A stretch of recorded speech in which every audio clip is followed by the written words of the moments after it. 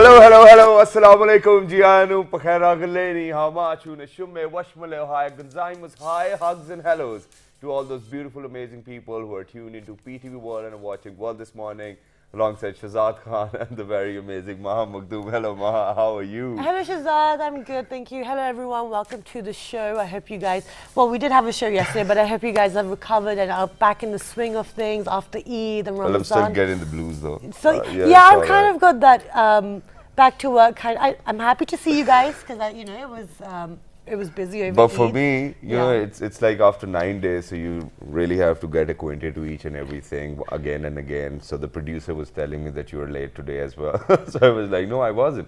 So I think the producer might be late today. No, everyone was on time. Let's not give that impression. But no, I hope you guys had a wonderful time and you are, and things are back to normal and you've made new resolutions and you are able to follow through with them. But Shahzad, tell me one thing. We're back in the swing of things and we have to work. Everyone has their problems. Now it's back to the daily grind. Ramadan it was kind of a magical period. Everyone's in a special place. You're seeing your friends, you're seeing your family. You put the troubles aside. But now, going back to work, how do you feel? Okay, to be very honest, I was very excited at night. But since you were off, Me too. Since you were away, and it was 9 days in a row as well. So I was very excited that I'm going to go back. Okay, I'm going to pull it off once again as well on the screen. But then eventually, when I was on the bed at like midnight, and I was like, okay, I cannot sleep now. Oh gosh. What should I do? So then I, ran downstairs, took something out of the fridge, started eating something, and then, all of a sudden I, tuned into my cell phone, kept on looking for different videos or preparing for the show. And eventually I realized it's 5 in the morning. Oh gosh. And I was like, okay, so I'm not able to sleep. What am I going to do? Am I going to go to the show just like this? And then I was like, please let me sleep. So then I switched off my cell phone, just, lay down, and then thank God I slept. Okay, thank God you made it on time. Yeah, and then there was a knock on the door at like 8 o'clock. That was my mom. She said, what's wrong with you? Your cell phone's not working. I was like, Mom, I'm already up. So I just had to get up, get ready, and then I'm here. Okay, your waking up stories remind me of when I was in high school. Like, I'm awake. But no, anyway, but today we have got a very important topic we have to discuss. We had tried to do this before, but due to certain reasons, we weren't able to get out, traffic and, security blocks, so we weren't able to get our guests. But we finally managed to get these guests on the show. We have been trying for a while, because today we're going to be highlighting women in media and in journalism, and we're going to be talking about the difficulties and also the positive aspect and before we and move the reality of it. And before we move on to our guest, you are a lady as well. You are in media. Yes. Let's see what's your take on this one. We will get that during the conversation. But it's a very challenging thing to do. It is very different, and people have different ideas, and there's certain stigmas and certain concepts attached to it which are completely wrong and judgmental, etc. But those things have been slowly changing over the last 2.5 years. But we're going to be discussing with people who've been doing it much longer than I have, and who are been on the ground level and who have been on the field. So to get the conversation started, we have been joined by Mayra Imran. She is a reporter, staff correspondent. Assalamu alaikum, good morning. Thank you so much for joining us. Besides Mayra, we've been joined by Maha Musaddaq, who is also an editor, but you also were a journalist as well. Assalamu alaikum, good morning. Thank you for joining us this morning. Thank you very much for coming over. The pleasure's all ours. But to start the conversation... Wait. Welcome, and congratulations on making it. We should clap. Yeah, we should. Yay. Okay. Big round of applause for the ladies today, ladies and gentlemen. I think that's what I'm here for today. Yes. Please be Just careful round today. Okay, so let's get the conversation started because it's a big topic. But I'm going to start with you, Mayra. Being a reporter working within Pakistan, how has your experience been so far? To be on the positive side, it was like wonderful.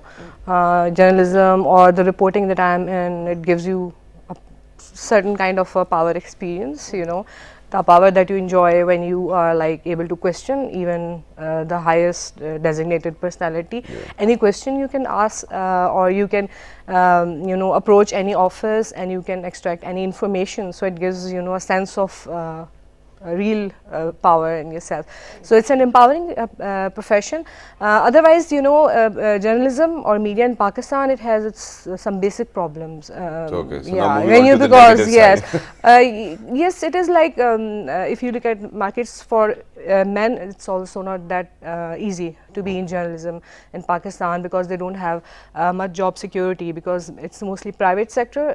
Rules are not defined that much. That what we say is like we are in infancy phase, but it's taking too long to be an infant. For private media in Pakistan, so like we are learning. So they are not very good. The job security is a major issue. Starting from it, you go to. Okay, we're gonna get to. We'll get to the. But it's literally like that. You're 10 years old and you still can get rid of the pacifier. So yeah, but that's what she's trying what to say. I want to say is like these problems, they are like multiplied by, you can multiply these problems with 10 when you apply that on women journalists, because they actually they also have to face the social stigmas. We will talk about it in detail later. So it's like a double or times more problematic. Okay, but it wasn't that problematic because you're still doing it, you're still in it. Yes, it's a good thing. Like so many journalists, women journalists have joined media in past 10 years. A lot of them, but a lot of them have left media as well. So why they've left media? Yeah, that's a big question. Okay. And it's not only for Pakistan, it's like it's a worldwide issue. There's this movement of women in media. The UN is also like taking this segment of women rights in the next 10 years. They have to, they have the certain targets, like they have to increase 30% women representation as panelists, as experts, as reporters, as on editorial desks, in every part. So it's not only about Pakistan, it's like So the drive yeah, is it's about whole. Okay, so what about you, Maha? Because you were a journalist and now you moved to the editorial side. So tell us about your experience. I think that, well, like Mayra said, it's not journalism in Pakistan, and I keep saying this to everyone, even the younger people who come in, I keep saying this to them, that it's not a profession, it's a lifestyle. And you really have, I remember that one of my first weeks when I came to Express, my previous organization, I was rushing out and I bumped into Katrina Hussain and she said, "Where are you going?" And I was like, "I'm going to a wedding." And she was like, "And you're a journalist?" And I was like, "Yes." And she's like, "The last wedding I went to was my own." And I was like, she doesn't know this, time management, this, that. But really after that, so many of my friends got married. I couldn't attend so many family functions because if there's, my own sister was getting her engagement done and I was in the newsroom filing a story and she was like, "Where are you? Like, why are you so late?" But it's work, it's what it is. Then have you coped up with this lifestyle or you still hate it? I mean, obviously it's my lifestyle now, but I think it's quite abnormal for a lot of people to kind of realize that how we used to start our day at 8 a.m. and end at 2 a.m. Yeah. So coming back to women in media, I don't think our society and cultural aspects allow that side of women to be out in the field or to be out that late at night making sure things are done. So that is also another part of why women just come and leave, because it's not everyone's cup of tea and it's not an easy profession. Okay, but you stayed there because despite like the lifestyle changes that you had to make. So let's pick up on the hurdles now because we're highlighting those. But before we do that, would you mind if I ask? I don't know. It depends what question it is. From being a thorough journalist and moving on to being an editor now, why?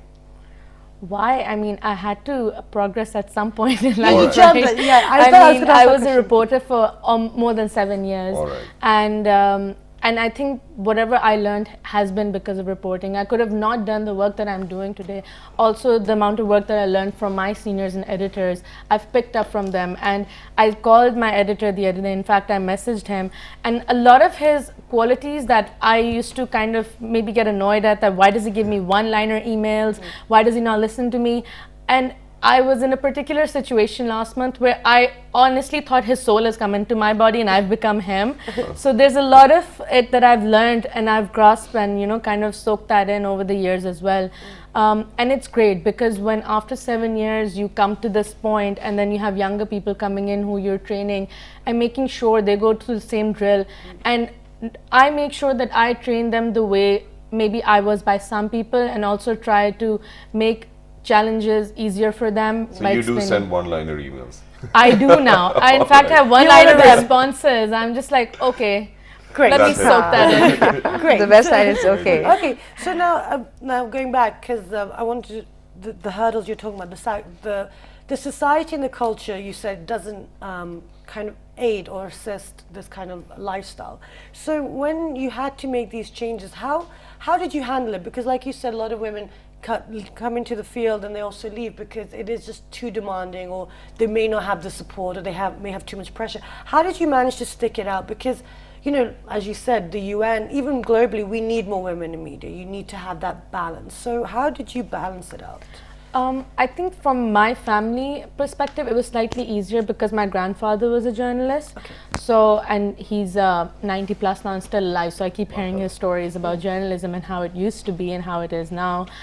So I think my family was okay with the fact that I was entering this field. But having said so, I think obviously initially they were not used to it because my working hours were a bit too much. But gradually they started seeing how I was enjoying it. I was extremely passionate about what I was doing, and it made me happy. It's not like I didn't do other things otherwise. Myra and I both tried doing other things otherwise as well, and this is what we were talking about.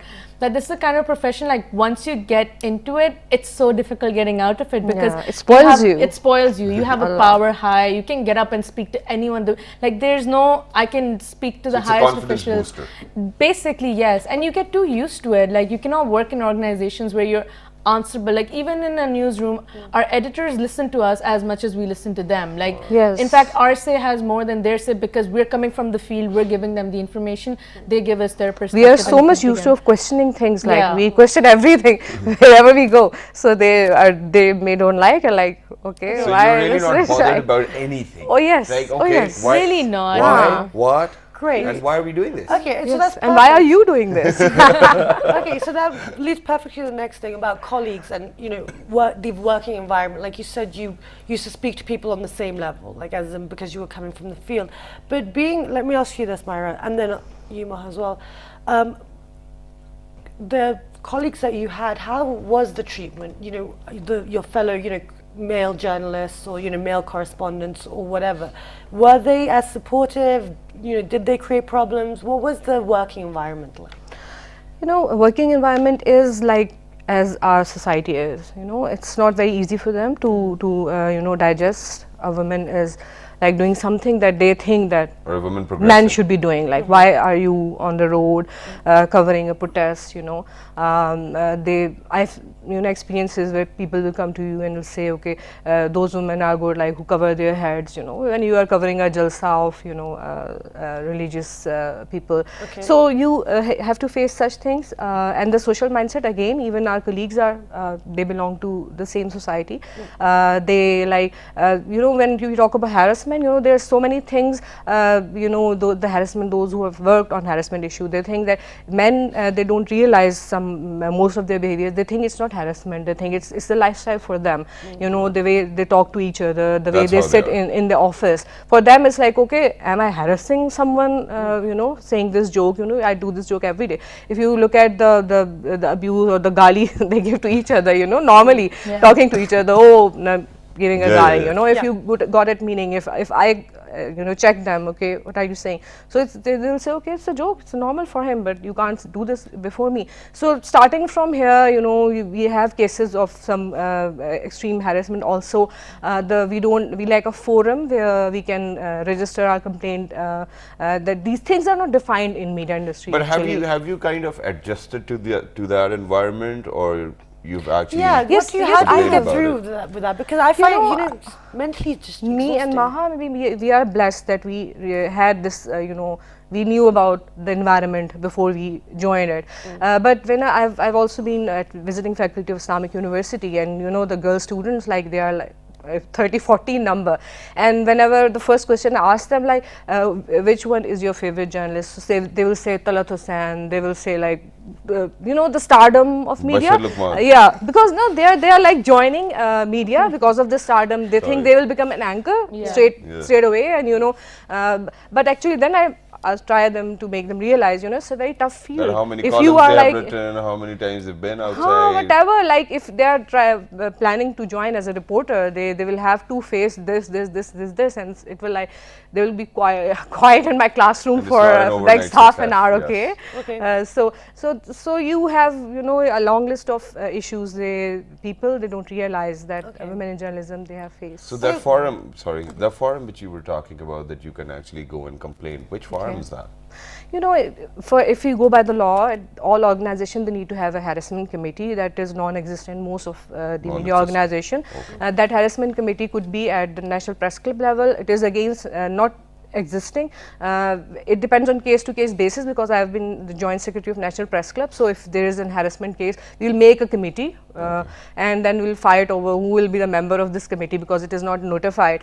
And the cases, they are like they don't you know, culminate to any end, you know, punishing the harasser. It will always end up in like having a compromise. Okay, you keep quiet, okay, problem solved. So and you don't make a committee for the heck of it, that, you know, yes, there is no permanent committee. Yes, we have a committee, because I have also filed a complaint in National Press Club, and they announced a committee, but the meeting never happened. So things like that, they may want to do something, but things are not defined and rules are not made, which is like very problematic for women journalists. Okay. Yes. How are you, Maha? What are your thoughts on this, about the, you know, working environment with your fellow colleagues and you know, like she said, that it's just, it becomes this environment that you kind of get used to, and because they're more in number, they're more men than women. Even if you look at the trend, that you'll see women, there are very few women that are on top. There are very few women that go through these years and just literally,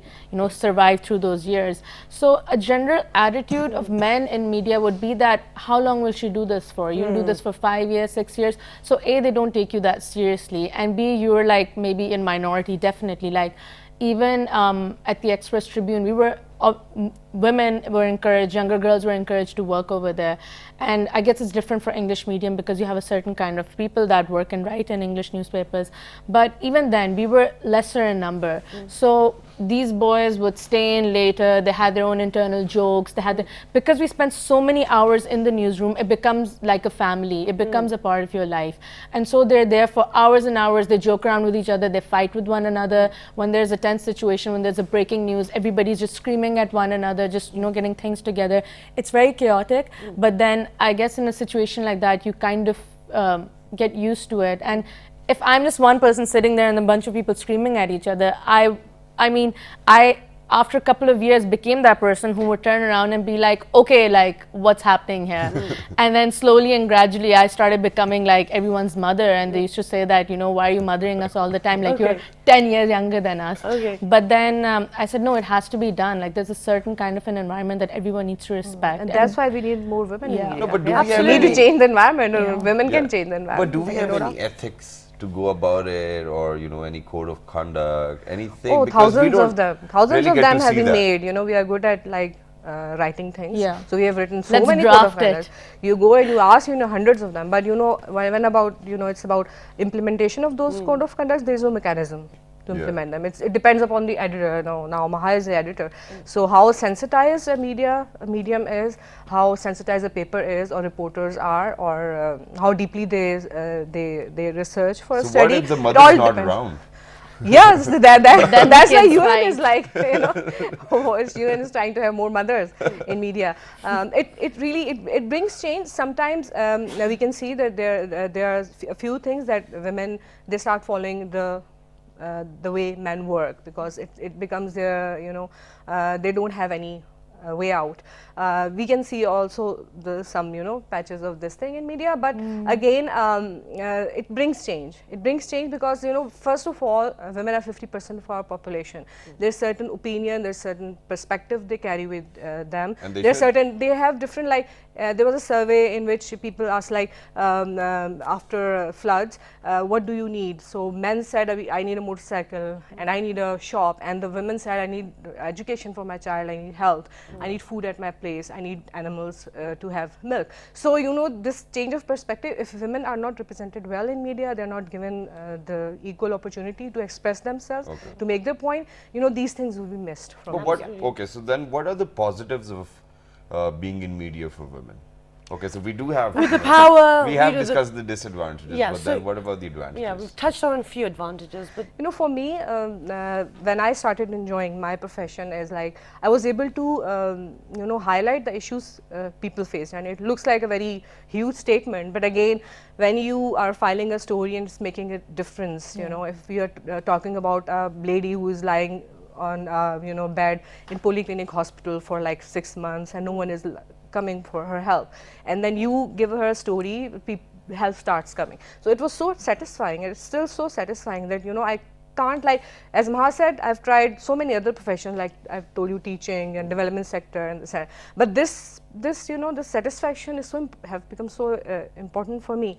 I can't leave this field. So this is so very satisfying, empowering, like So for the me. advantages are there. Oh yes, a lot of them. okay. Yes. What about you? What about you, Maha? I think I would agree to this. Like the stories that you do, even if it's the smallest story that you that's made a difference in someone's life.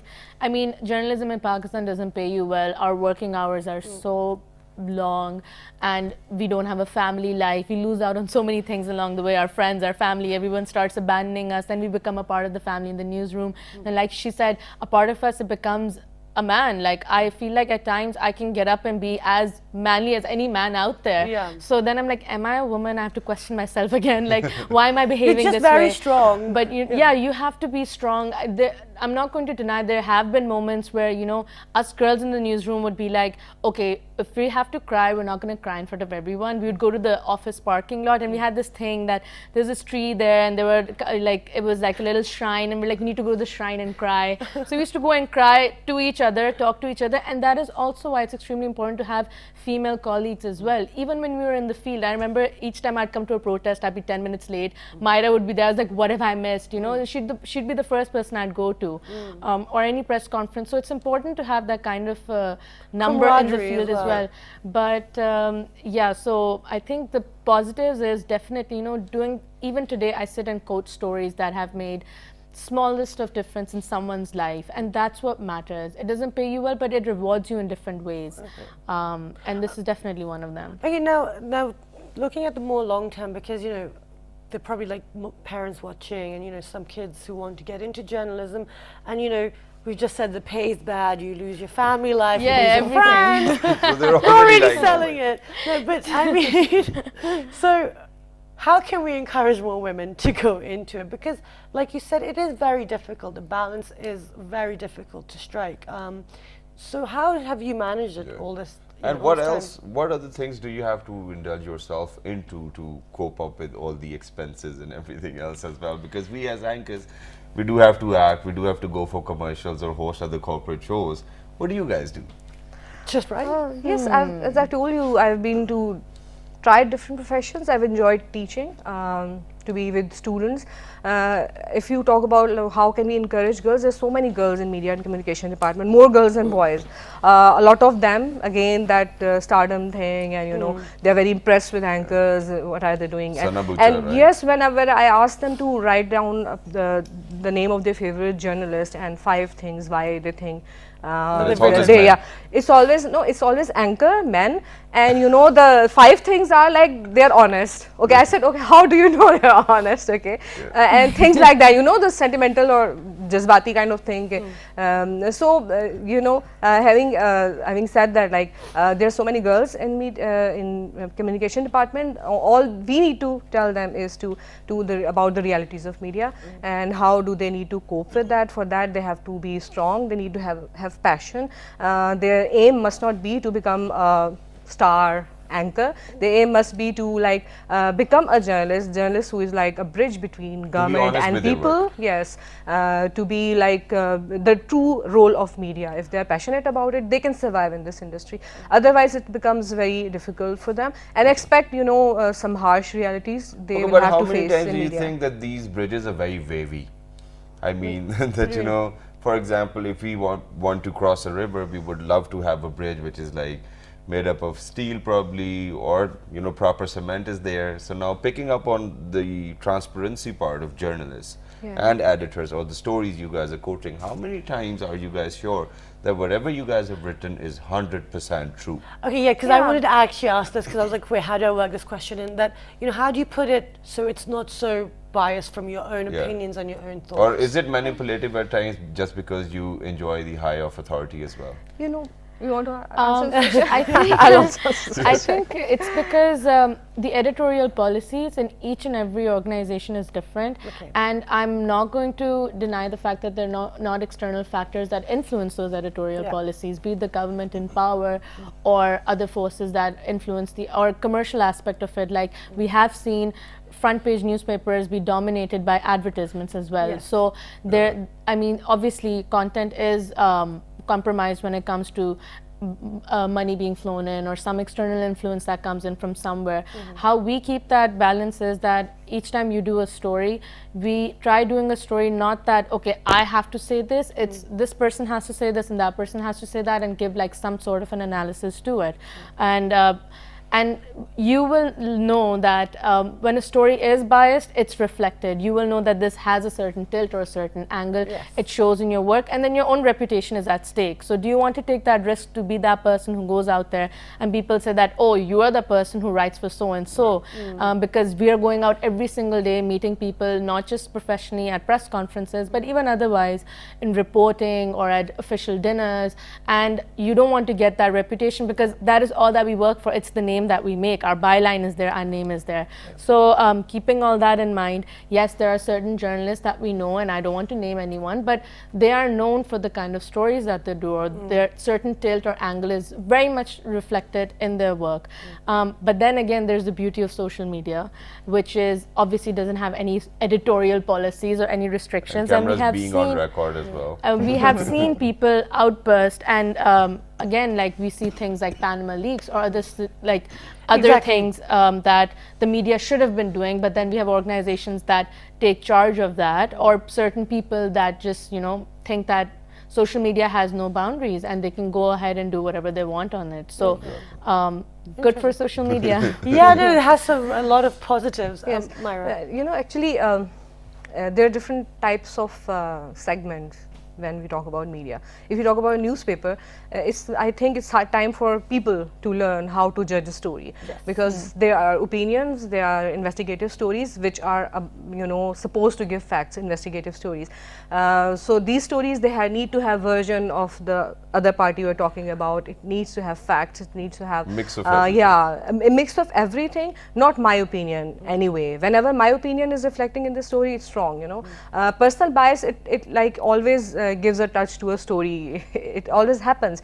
But again, is it like, is it a story or not? Is it an opinion? The people need to judge things on the basis of this fact, you know. Recently I've developed a curriculum for citizen journalism and investigative journalism. So now going to universities and telling them, you know, give a touch of investigative journalism to your stories, even in social media. Wonderful. It's really very important. No, I think that's the thing. There's someone to ask you, and I want to ask you because I know we have to let you go soon. Very popular We don't lady. feel like though. But no, I wanted to ask you, this whole, within Pakistan, okay, I don't know if this question's fine. When I read the newspaper, I mean, I read articles, I don't know, I'm going to ask the question, I'll ask, we'll find out. So now, what I've noticed is majority of the articles, I mean, I don't want to give a percentage, but I'm going towards 100, like, I'm nearing 100%. Okay. They seem to be very opinion-based. We don't seem to have very many, correct me if I'm completely wrong, but what I seem to see is, you know, on the social media or on the newspapers or even on TV is that it's the opinions that are the ones that are being highlighted. It's not the investigative, it's not the, you know, factual articles that I'm reading, majority of articles have a slant. So is that the environment of the journalist, that it's just about our opinions and this is what we're doing and this is what people need to read? Do we need more balance? I feel like we need more we balance. Because you guys are there to You're there. form an opinion as well. what I would say is this is unfortunate. There was a time when, as a journalist, unfortunately, there was a time when I used to go to these gatherings or jalsas, and people come to me, okay, I have this problem, they're giving me applications as if I am going to solve their problems. I was considered, as you can say, a Masiha Devata, Agni. But again, Agni these auntie. days when we go to such gatherings and they will say, okay, what are you doing to us? You are making us mad. Okay. And exactly the kind of stories that you give, the style that we have, that is also very insensitive. It creates anxiety and panic among people. The concept of breaking news and this and that. Okay, I don't have much answer to the questions, but again, it's unfortunate. We need more trainings. Just before this program, I was talking to Maha and I said, okay, so much money was, came to Pakistan to sensitize media, to train them in past 10 years, a lot of it, but it's not, why it, failed to create any impact. That's a big question. Why they are not sensitized and they're going backwards instead of, moving forward. We need trainings, we need to have it, on official basis. We need a huge training center. We need to train them. We need to give them, certificate of a journalist who knows about Pakistan, who knows about our, areas of Pakistan, geography, its economy, its future, its past.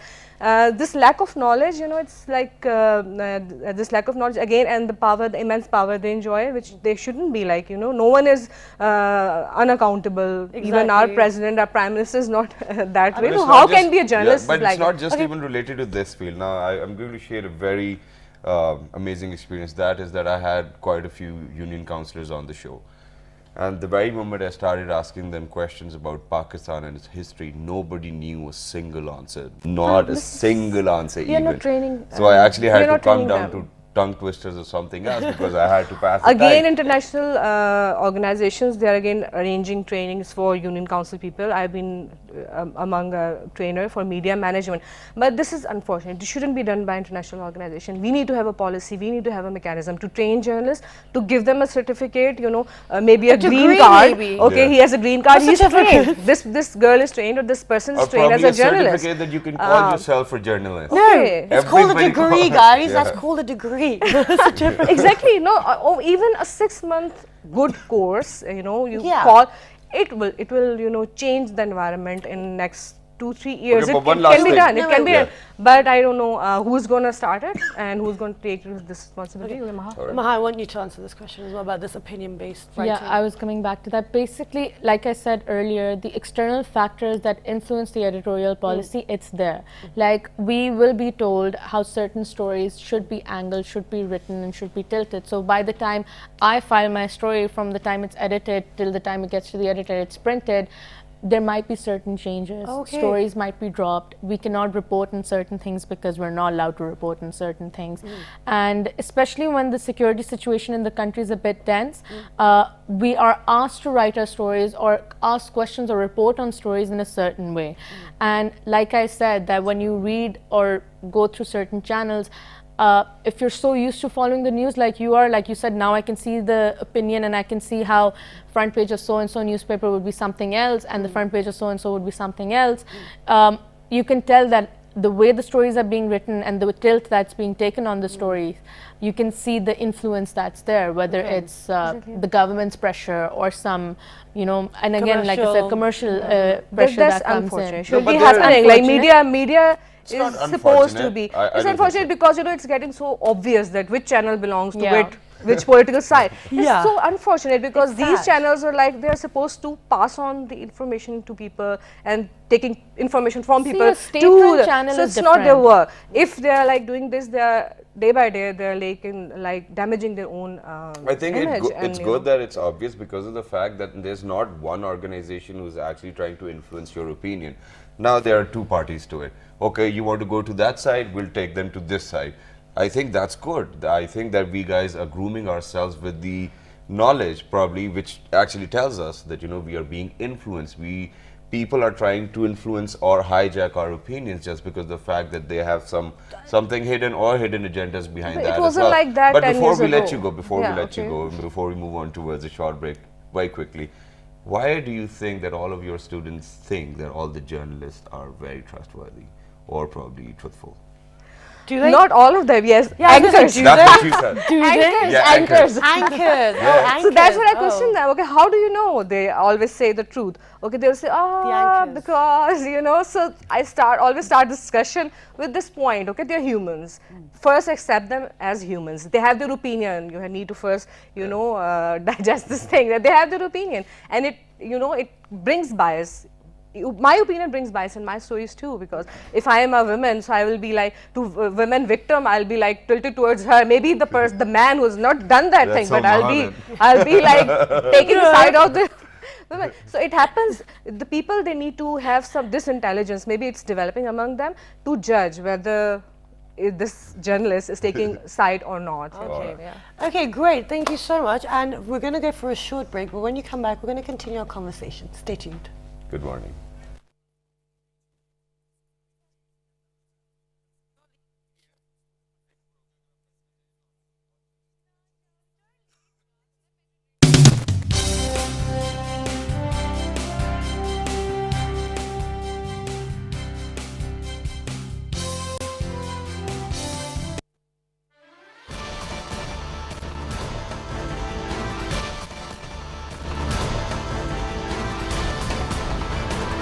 Before we move on towards a short break, very quickly, why do you think that all of your students think that all the journalists are very trustworthy or probably truthful? Do they? Not all of them, yes. Yeah, I was gonna say, Anchors. do That's they? what you said. Do they? Yeah, Anchors. Anchors. Oh, anchors. So that's what I Oh. question them. Okay, how do you know? They always say the truth. Okay, they'll say, anchors. because. So I always start discussion with this point. Okay, they're humans.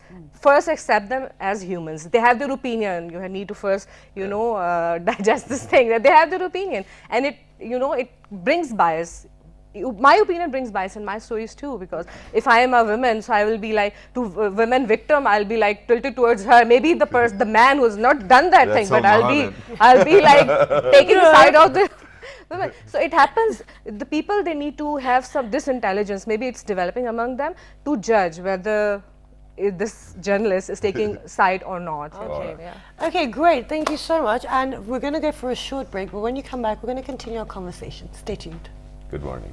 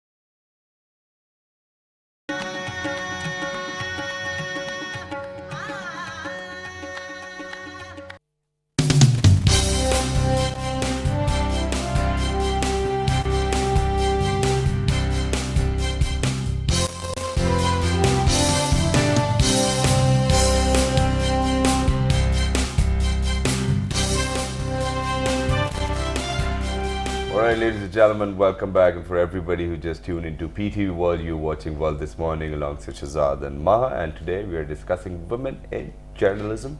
And we have been joined by the very amazing Maha and Mayra at the same time. And we've been discussing quite a lot of issues and, you know, disadvantages, the positives of the field itself. But now, you know, moving forward, how do you think that you will actually inspire all those other women who are outside this frame of mind that, you know, we probably want to be in journalism or don't feel like it? How will you inspire them to be in it? Yeah, and also I would also like to add to that, you know, also for all the men who are there as well, you know, what would you say to them as well? That's two questions, sorry. We need more women in media, no doubt about it. So men are going to follow anyways. Men are already there. There are already a lot of them there. We need more women in media, but again, we need them to first understand the media realities. We can bring change, like I'm constantly, and many of people like me, they're constantly within media community. We are trying to point out things that we need to improve.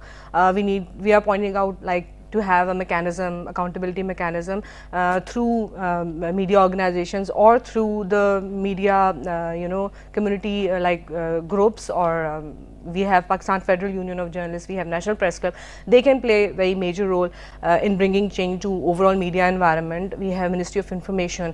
It's all about, you know, to sit together and make a plan. They also sit together, they also make plans, but why these plans can't be implemented, we need to think about it. We do have too many press clubs. Yes, and for women and for girls, I think it's a beautiful profession. It's a beautiful profession for women because I have enjoyed it a lot, so much. There's nothing impossible. It's not like these are only hesitations, because I am talking about the girls from middle class, basically those who join and they leave after 1 year, because it's not that of a hassle. The social taboos, if they want to learn how to cross these social taboos and to excel, it's a basic training camp is media.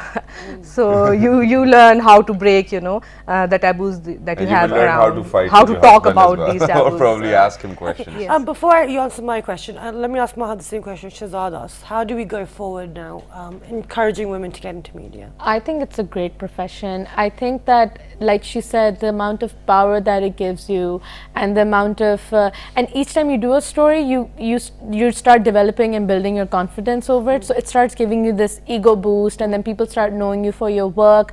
And I think it's great being a woman and not being recognized by how you look. It's being recognized by the work that you're doing, which has its own charm and beauty, of course.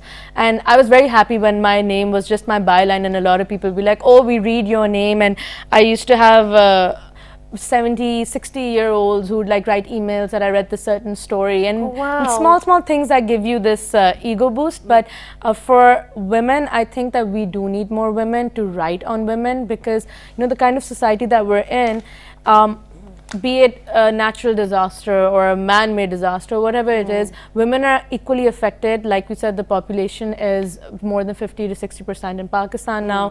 So we need women to represent women, and that's not happening enough. And those are the main issues. Like she said, that if a woman's issues are being addressed, she will be looking into health and education, which are the main problems. And if you're not looking at health and education of your upcoming generation, how are you moving forward as a nation? So these things are extremely important. And just to second that, there's one more thing which I can remember, and that is, you know, since you just said that, you know, there are disasters, man-made or natural maybe. Now, you know, people, for example, for all of those areas which have been affected by flood, people, you know, who they saved their sons first, and then their daughters or wives. So you live in a country like that. So I think you should probably step up yourself to save your gender in the first place, and then the nation at large. I think that's something which needs to be done. And do you think that whatever I quoted right now is correct, or do you think that it's after sons, maybe animals, and then women? because in They rural come really far areas, down the list. the animals are very important for them. Sometimes before sons, it becomes animals are more important. So it is like, yes, I've worked for disaster areas, and I've been there. A hell of problems women face. They can't reach to relief, goods because of again the social barriers they have. The problems they suffer. It's a long thing to talk about. We can have another program. They have over been that. left behind in the debris, and nobody would go back. But I think to check on education them. would change it all because I remember when I went out in the field for reporting after the floods, I went to Thata and Badin, and I also went to Charsada. These are different years that I went in. And the men were very, they were hesitant. They wouldn't let me speak to the women because I couldn't communicate because I couldn't speak Pashto. I was like, come on guys, I can't even do this, right? Like, let me at least try with body language or sign language to figure out what's happening. But they said, no, you cannot speak to our women because they think women like us might be corrupting their women or their mindset or however it is. I might come in and say, okay, why don't you leave him and do this? And so obviously with this entire mindset that we have, which is going to change with education, they need to understand that women are an equal partner in the household. If your woman is educated, she goes out, she earns the same amount of money or if not less, your entire lifestyle would improve. Eventually you will get access to better health and education. Then it's like a chain.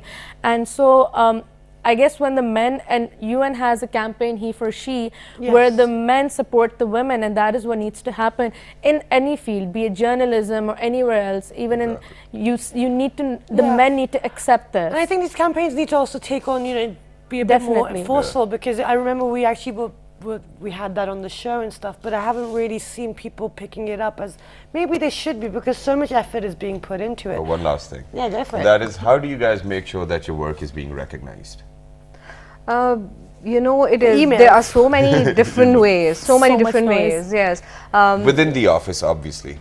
Within the office, once you are recognized by public, office recognizes you automatically. It doesn't need, when you start making a mark. But they do play games at times. They can't. They can't. There's a point it comes when they can't. There's so much space for women to work in media because there's so many areas that are ignored in media because women are mostly said, okay, they are doing soft beats, education and health and things like that, children and culture. But again, for me, these are not soft beats. These are actually the hard beats. These are actually the issues. Statement of a big politician is not something a very, a big thing that a male journalist have done. They will say, okay, it's heartbeat. It's not heartbeat, because they talk about education, they will give this statement. But again, when I work for education, I will go to those areas. I will search. I'll research. I'll collect data. I'll talk to children. I'll talk to teachers. So it's heartbeat that I work. And women, these fields are ignored in media, and all the women are doing these beats. If they are trained to do that, they can make a lot of difference. And you just like I said, you let your work speak for itself. And in media, in journalism, it's the kind of profession that if tomorrow I go out and I bring in a story that is worthy of being on the front page, it will be on the front page. It's not a kind of story that will be, the editorial policy won't allow such a big story to go. So I have obviously worked extremely hard and made sure that I did stories that made it to the front page. And that is also another chase. It's also another thrill that you get. So let your work speak for itself, whatever gender it is. Absolutely great. Thank you so much for your time. I'm so glad you guys were on the show.